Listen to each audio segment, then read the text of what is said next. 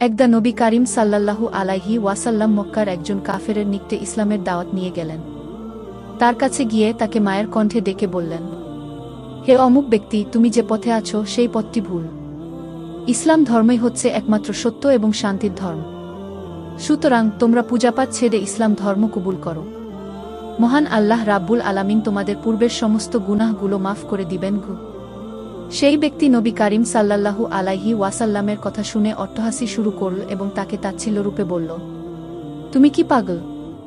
এতদিনের ঐতিহ্য এবং পূর্বপুরুষদের থেকে আমরা যে ধর্মটি পেয়েছি সেটি পরিত্যাগ করে তোমার এই নতুন প্রচলিত ধর্ম শুরু করব? কখনোই না। তার সাথে সাথে তার আশেপাশের সাথীসঙ্গীরাও মজা করে বলতে লাগল, হে মুহাম্মদ, এতদিন তোমাকে ভালো ভাবতাম, কিন্তু তুমি শেষমেশ এরকম করবে তা আমাদের জানা ছিল না। তুমি যদি এখন আমাদের কাছ থেকে সরে না যাও, তাহলে আমরা তোমাকে অপমান করে ঘাড় ধাক্কা দিয়ে বের করে দিতে বাধ্য হবে। আর তোমার এই মিথ্যা ধর্মের বিজ্ঞাপন এবং প্রচার প্রসার যদি বন্ধ না করো, তাহলে পাগল আখ্যায়িত করে তোমাকে মক্কা নগরী থেকে বের করে দেওয়া হবে। নবী কারীম সাল্লাল্লাহু আলাইহি ওয়াসাল্লাম তাদেরকে পুনরায় বুঝাতে শুরু করলেন, কিন্তু তারা কিছুতেই বুঝতে চাইল না। তিনি যখন দেখতে পেলেন তারা কিছুতেই মানছে না এবং হাজার বুঝালেও তারা বুঝবে না, তখন তিনি মন খারাপ করে সেখান থেকে চলে আসলেন। তিনি অন্যত্র ইসলাম প্রচারের লক্ষ্যে মক্কা শহরের পথ দিয়েই হাঁটতে লাগলেন। হাঁটতে হাঁটতেই হঠাৎ তিনি দেখতে পেলেন সেই পথের একটু দূর দিয়ে একজন বৃদ্ধা মহিলা মাথার উপর ভারী একটি বোঝা নিয়ে হেঁটে কোথাও যাচ্ছেন। দেখে মনে হচ্ছিল মহিলার বয়স খুব কম নয়। অন্যদিকে বোঝাটি ভারী হওয়ার কারণে তিনি হাঁটতে পারছিল না, তারপরও এক পা করে অনেক কষ্টে হাঁটছিলেন। মায়ার নবী মুহাম্মদ সাল্লাল্লাহু আলাইহি ওয়াসাল্লাম এই দৃশ্য দেখে আর সহ্য করতে পারলেন না। তিনি এক দৌড়ে সেই বৃদ্ধার কাছে গেলেন। বৃদ্ধা মহিলার কাছে গিয়ে নবী কারীম সাল্লাল্লাহু আলাইহি ওয়াসাল্লাম তাকে জিজ্ঞাসা করলেন, মা, আপনার কোনো সাহায্য লাগবে কি? বৃদ্ধা মহিলা নবীজির কথা শুনে তার মুখের দিকে একদৃষ্টে তাকিয়ে রইলেন। তিনি বোঝা বইতে বইতে এতটাই ক্লান্ত হয়ে পড়েছিলেন যে মুখে আর কথা বের হচ্ছিল না। নবী কারীম সাল্লাল্লাহু আলাইহি ওয়াসাল্লাম বিষয়টি বুঝতে পেরে তার কোনো জবাবের অপেক্ষা করলেন না। তিনি বৃদ্ধার মাথার উপর থেকে ভারী বোঝাটি নামিয়ে নিজের মাথায় তুলে নিলেন। বোঝা মাথায় নিয়ে তিনি আর দাঁড়িয়ে থাকেননি। বৃদ্ধা মহিলা যে উদ্দেশ্যে রওনা দিয়েছিলেন সেই পথেই তিনি হাঁটতে লাগলেন। কিছুদূর গিয়ে নবী কারীম সাল্লাল্লাহু আলাইহি ওয়াসাল্লাম দেখলেন বৃদ্ধা মহিলা অনেকটাই পিছনে পড়ে গেছেন। বয়সের ভারে তিনি এতটা দ্রুত হাঁটতে পারছিলেন না। তাই নবীজি তার জন্য অপেক্ষা করে একটু দাঁড়ালেন। বৃদ্ধা মহিলা যখন নবী কারীম সাল্লাল্লাহু আলাইহি ওয়াসাল্লামের নিকট পৌঁছালেন, ক্লান্ত স্বরে গলা কাঁপতে কাঁপতে বলে উঠলেন, বাবা, চলো আমরা ওই গাছের নিচে গিয়ে একটু বসি। আমি অনেকটাই ক্লান্ত হয়ে পড়েছি, এখন আর হাঁটতে পারছি না গি। নবী কারীম সাল্লাল্লাহু আলাইহি ওয়াসাল্লাম তার কথায় কোনো আপত্তি করলেন না। বৃদ্ধার কথা মতোই পথের ধারে একটি গাছের ছায়ার নিচে বসে পড়লেন।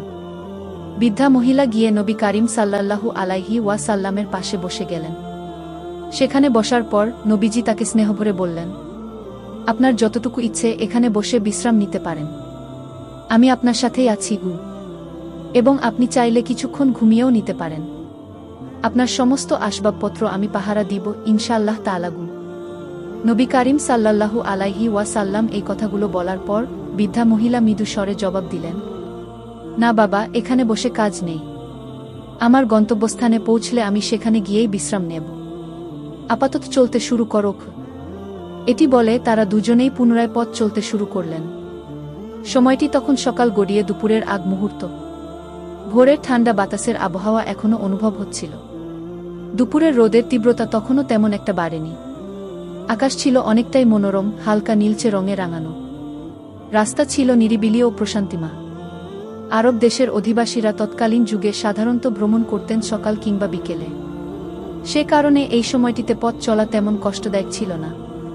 কিন্তু যখন তারা তায়েফের পথে প্রবেশ করলেন আর সকাল গড়িয়ে দুপুর হল, তখন বৃদ্ধা মহিলার হাঁটতে অনেকটাই কষ্ট হচ্ছিল। কারণ তায়েফের সেই পথ ছিল পাথর ও কাকড়ে ভরা। তাদের পায়ের নিচে ছোট ছোট নুড়ি পাথর খচখচ করে আওয়াজ করছিল।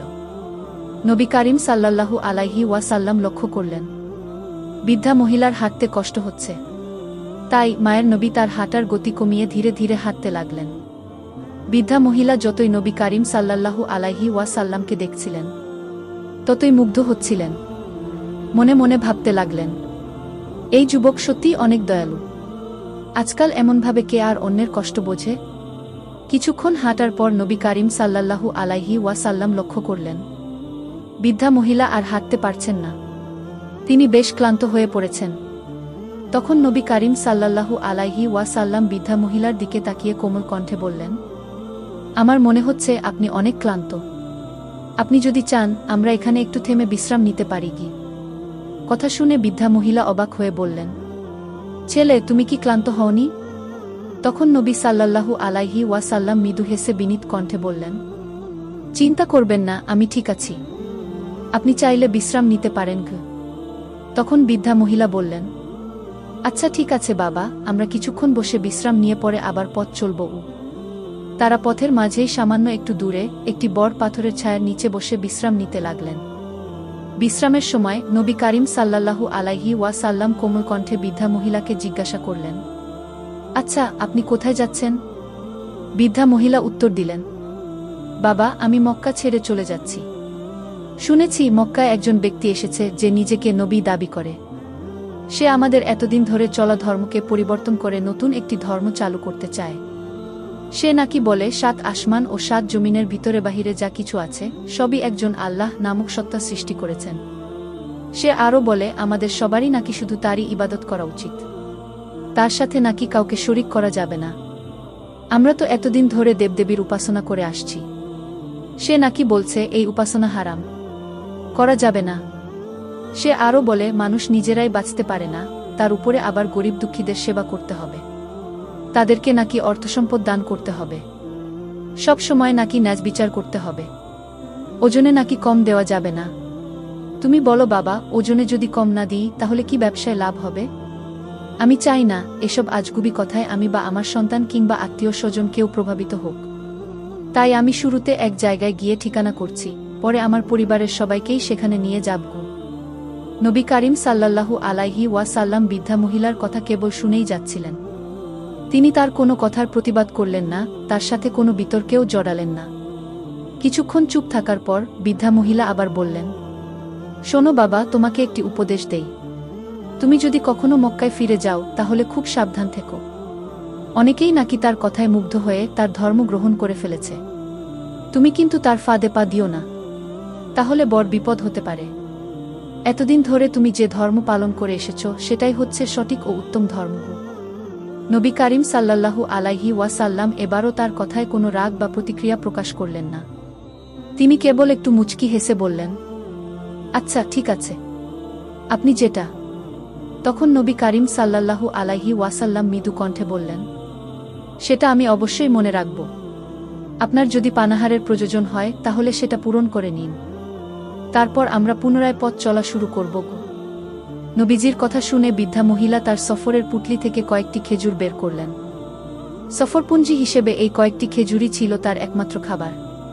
তিনি সেই খেজুরগুলোর কিছু নবী কারীম সাল্লাল্লাহু আলাইহি ওয়াসাল্লামকে খাওয়ার জন্য দিলেন। কিন্তু নবীজি সাল্লাল্লাহু আলাইহি ওয়াসাল্লাম সেগুলো না খেয়ে বিনীতভাবে ফেরত দিয়ে বললেন, আপনার প্রয়োজন থাকলে আপনি এগুলো খেয়ে নিন, আমি ঠিক আছি। এই মুহূর্তে আমার কিছু খাবার কিংবা পান করার প্রয়োজন নেই। বৃদ্ধা মহিলা যতই নবীজিকে দেখছিলেন ততই মুগ্ধ হয়ে যাচ্ছিলেন। একে তো কোনো পারিশ্রমিক ছাড়াই অপরিচিত এক বৃদ্ধার জন্য এত কষ্ট সহ্য করে ভারী বোঝা বহন করছেন, তারপর বিশ্রামের সময় খাবারও দিচ্ছেন, কিন্তু নিজের জন্য কিছুই রাখছেন না। এমন দয়া, এমন সহানুভূতি এই যুগেও বিরল, আর তিনি তো তখনকার যুগের মানুষ। যেহেতু নবী কারীম সাল্লাল্লাহু আলাইহি ওয়াসাল্লাম খেজুর গ্রহণ করেননি, তাই বৃদ্ধা মহিলা নিজেই সেগুলো খেয়ে নিলেন এবং তারা পুনরায় পথ চলা শুরু করলেন। সত্যের মুখোমুখি বৃদ্ধা। কয়েক ঘন্টা হাঁটার পর যখন তারা তায়েফের কাছাকাছি পৌঁছালেন, তখন আকাশের রং একটু লালচে হয়ে উঠছিল, সন্ধ্যার সূচনা প্রায় আসন্ন।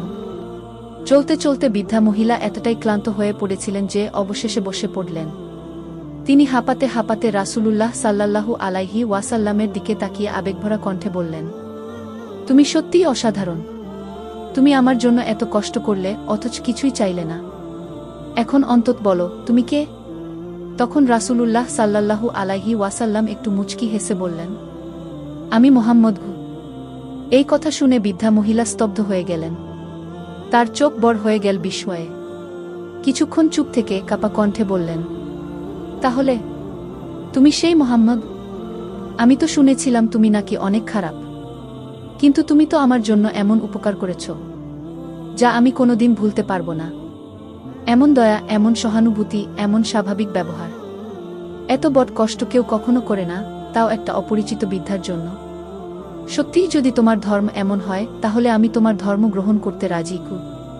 তিনি আবেগে কেঁদে ফেললেন এবং আরও বললেন, আমি শুধু একা তোমার ধর্ম গ্রহণ করব না, বরং আমার আত্মীয় স্বজন, পাড়া প্রতিবেশী, আপনজন যাদের পারি সবাইকে আমি দাওয়াত দিয়ে তোমার ধর্মের অনুসারী বানিয়ে ফেলব। এভাবে সত্যের আলোর ছোঁয়ায় সেই বৃদ্ধা মহিলা ইসলাম ধর্ম গ্রহণ করে শান্তির ছায়া